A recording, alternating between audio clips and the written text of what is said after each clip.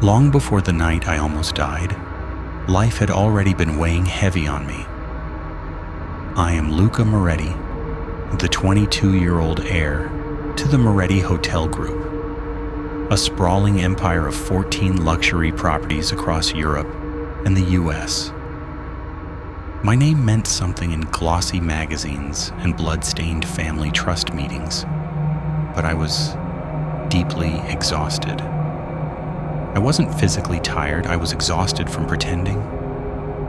I was tired of pretending I cared about the business, and tired of pretending I didn't know half my family was just waiting for my father to die so they could aggressively pick apart the empire. My flight back to Miami landed just after midnight. The air outside the terminal was thick with suffocating humidity and choking jet fumes. The arrivals curb looked like a car commercial set in hell. Endless rows of Escalades, Lexuses, and Teslas, all idling in the sweltering heat. I was supposed to have a dedicated driver waiting for me, Thomas, a loyal family employee for 15 years. But he wasn't answering his phone, and my battery was critically low at 3%. That's when I saw it. A massive black Escalade idling at the curb. Taped to the inside of the windshield was a piece of paper with Moretti printed in uneven, sloppy all caps. Every instinct told me to walk away. It didn't feel right, but I was exhausted, and my heavy luggage dragged behind me like dead weight. The driver was a thin, sickly-looking guy with sunken cheeks and a dark spiderweb tattoo curling around his neck. He didn't say a single word. He just nodded at me and hit the trunk release. I slid into the plush back seat. The smell hit me immediately, a nauseating mix of cheap, overpowering cologne, stale sweat, and something sharp and chemical. Then I heard the distinct, heavy click of the child locks engaging. The driver turned around slowly, moving like a man who had been waiting all night for this exact moment. He smiled, revealing yellow, uneven teeth. "Welcome to your last ride, princeling," he sneered. Before I could even process the threat, the world violently tilted. I lunged frantically for my phone, but he was faster. A heavy pistol was suddenly in his hand. He fired a warning shot that shattered the back window, the deafening explosion burning my eardrums. My phone flew out of my hand, lost somewhere beneath the leather seats. He pulled a roll of heavy-duty duct tape from the center console.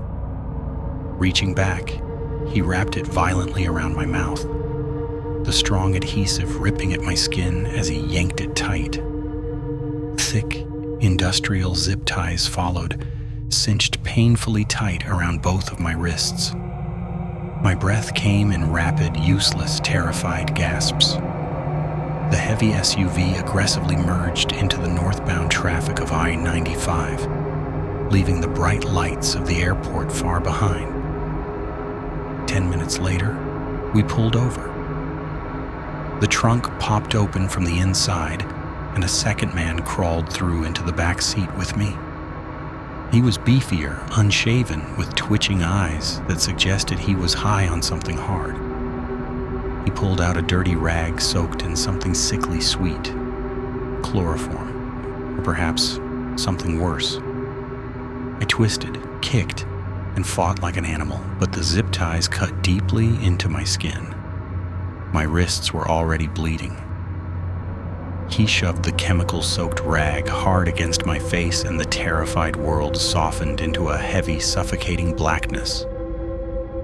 When I finally regained consciousness, the SUV was parked deep in the Florida Everglades.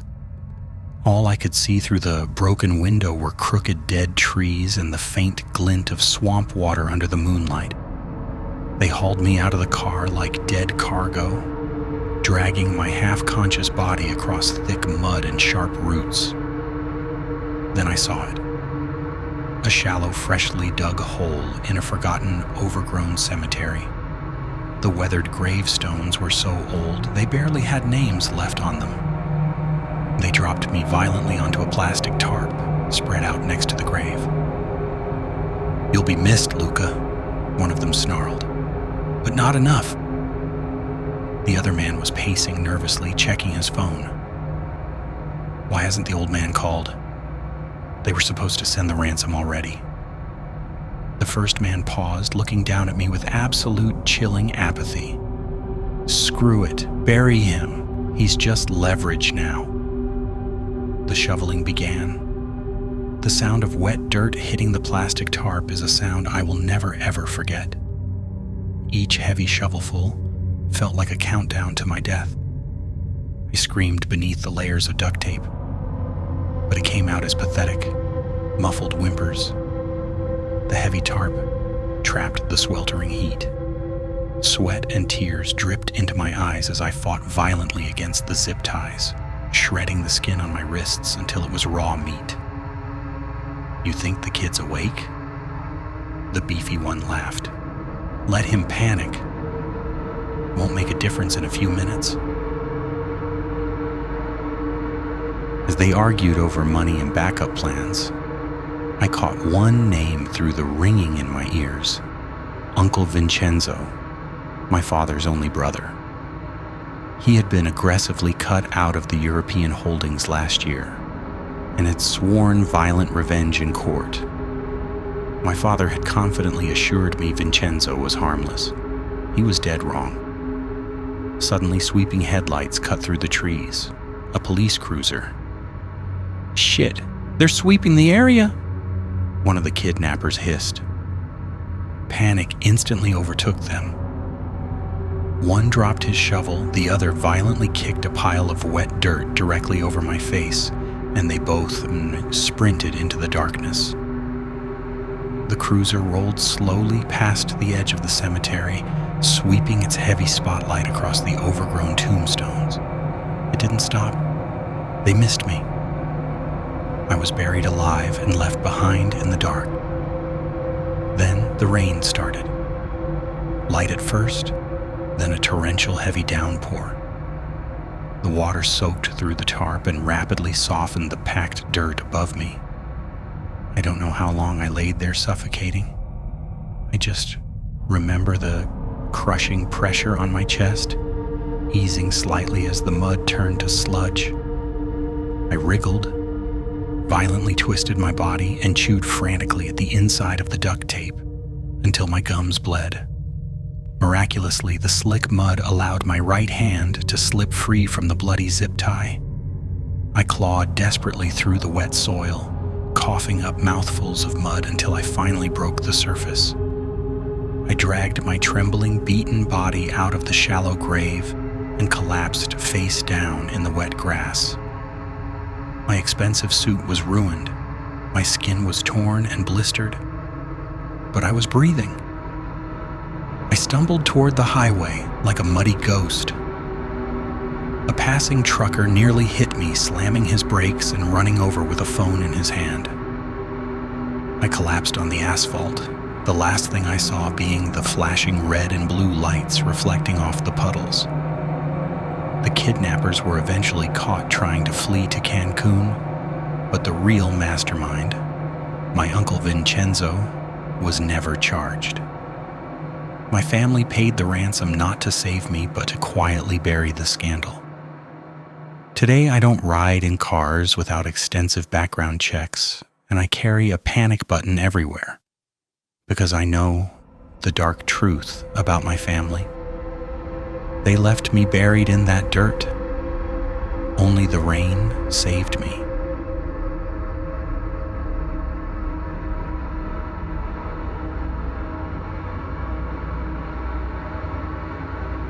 People think underground fighters are entirely fearless. They're wrong. We aren't fearless, we are just intimately used to pain. I'm Marco Park, a 23-year-old half-Korean, half-Filipino screw-up. I fight in the brutal, unregulated back rooms of Manila's decaying industrial blocks, where the air constantly smells of rust and blood, and the crowds bet faster than they breathe. I don't fight for championship belts or glory. I fight for damp envelopes stuffed with small, bloody bills. I used to tell everyone I fought to pay for my sick mother's mounting hospital bills.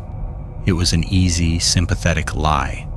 The horrifying truth was that she had been dead for 3 years. She died on a rainy Tuesday, but my brain absolutely refused to accept it. To cope with the trauma, I convinced myself she was still alive. Once a week, I would walk into the local medical center and hand a wad of cash to a confused nurse for a patient who didn't exist. My father was just a ghost, a memory with cigarette smoke for a face who abandoned us when I was 8. So, when the sudden phone call came, it didn't feel real. "Mr. Park, your father is dying. He wants to see you in Seoul."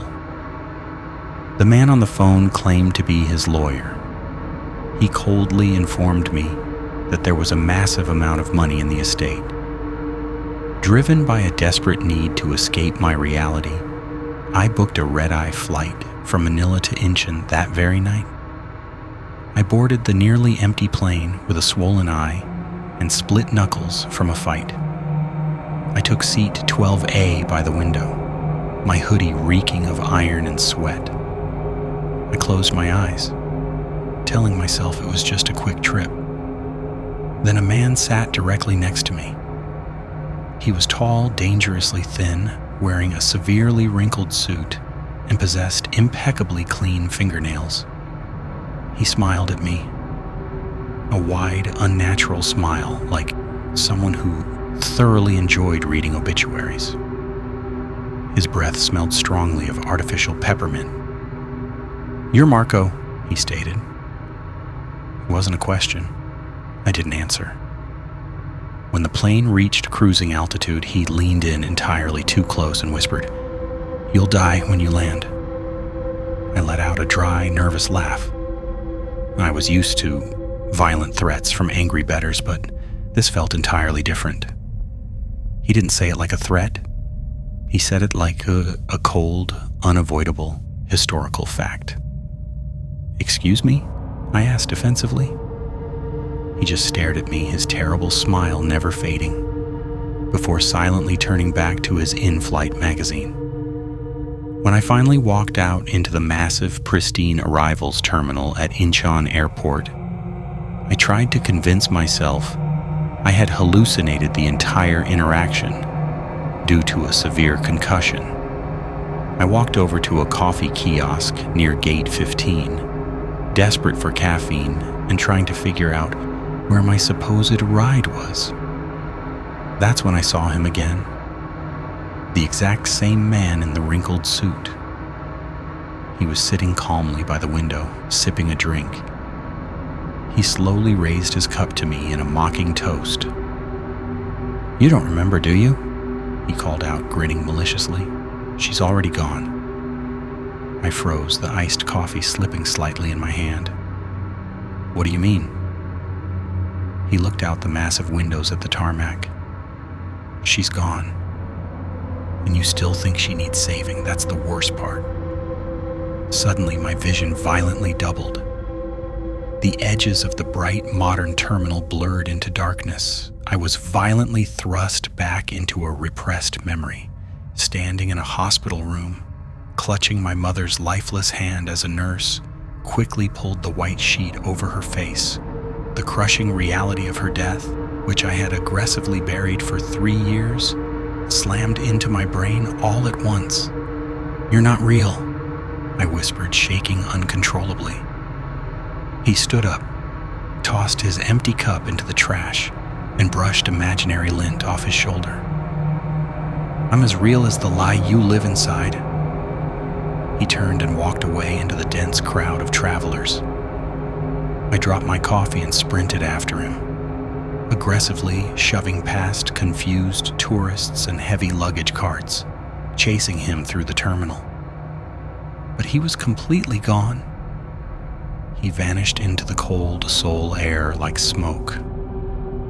No car ever came to pick me up. The lawyer's phone number was disconnected. I eventually discovered my real father had died 4 years prior. I realized I wasn't called to Seoul for an inheritance. Someone or something had lured me there to aggressively force me to confront the reality of my mother's death. I never saw the Peppermint Man again, but I still feel his presence in mirrors and crowds. I still haven't healed, and my flight to the truth never truly landed.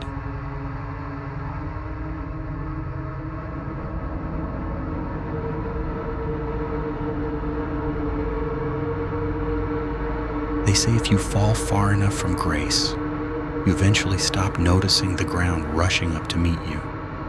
3 years ago, I was a top-tier air traffic controller, confidently guiding massive 747s through the incredibly complex New York airspace at JFK. But then came the near miss, 4 seconds of terrifying silence where I completely froze under pressure, nearly causing 2 commuter jets to collide midair. I lost my license, my wife, my dignity, and turned heavily to the bottle. Desperate for cash to pay for my estranged daughter's medical treatments, I answered a deeply vague online ad.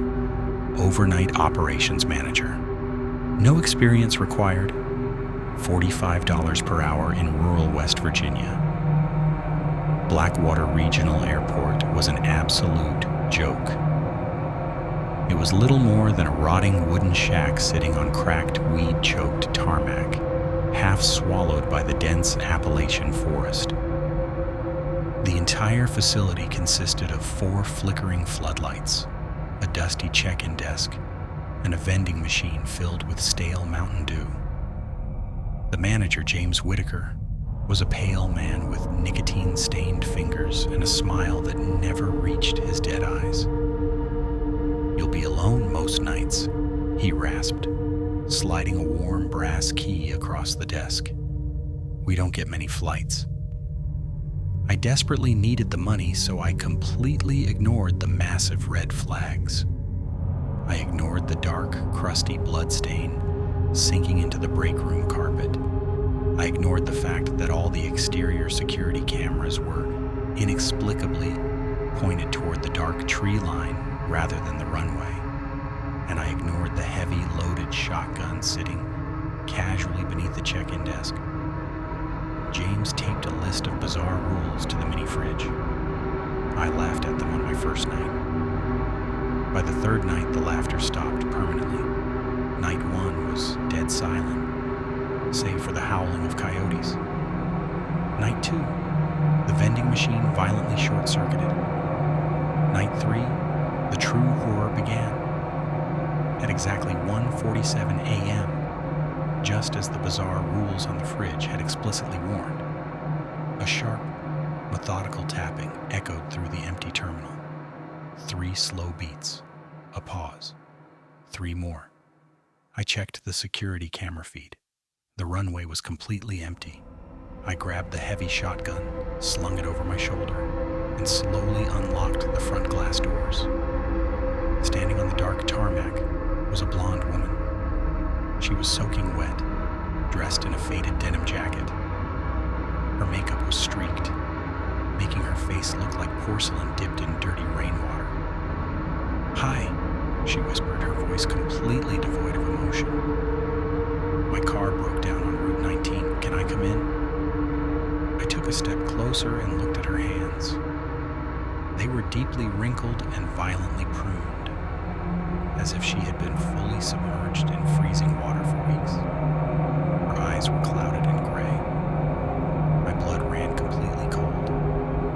I knew her face. It was Elizabeth, my ex-wife, the woman who had vanished without a trace into a river a year ago. Her body had never been found. Elizabeth smiled a sickening, dead smile. "It's freezing out here, Ethan." She knew my name. I stumbled backward, violently slammed the heavy door, and threw the deadbolt lock. I didn't open the door again, even when the desperate scratching at the glass started. I watched the security feed. She stood perfectly still until 12:32 a.m., then silently walked backwards into the dark trees. Night 4 introduced Simon.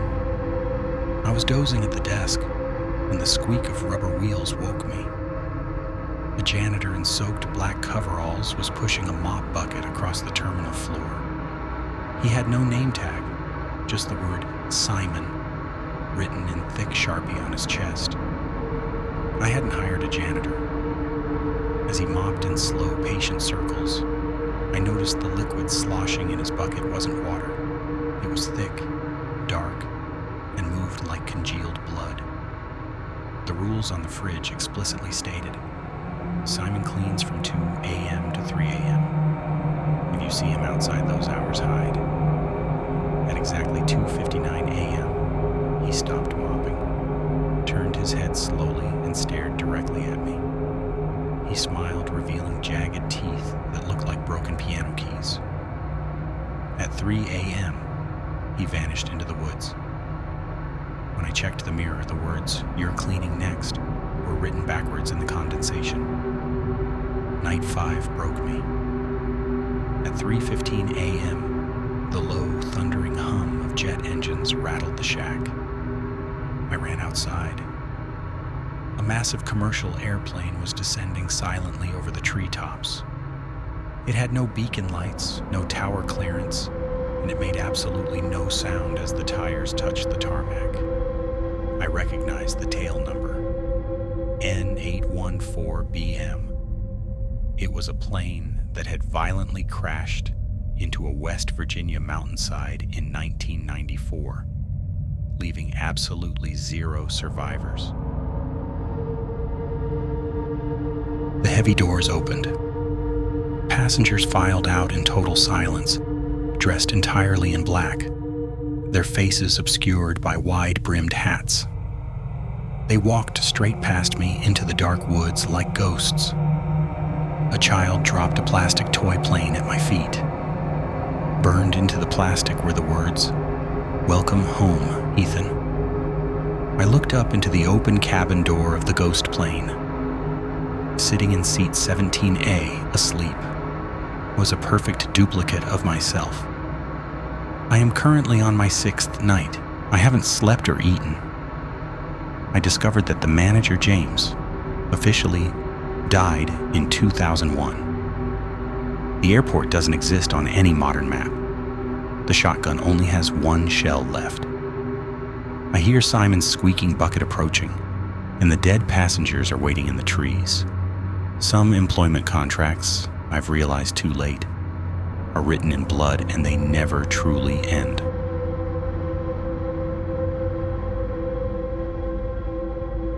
Now remember, keep your lights on and your doors locked. Then subscribe for more horrifying true stories.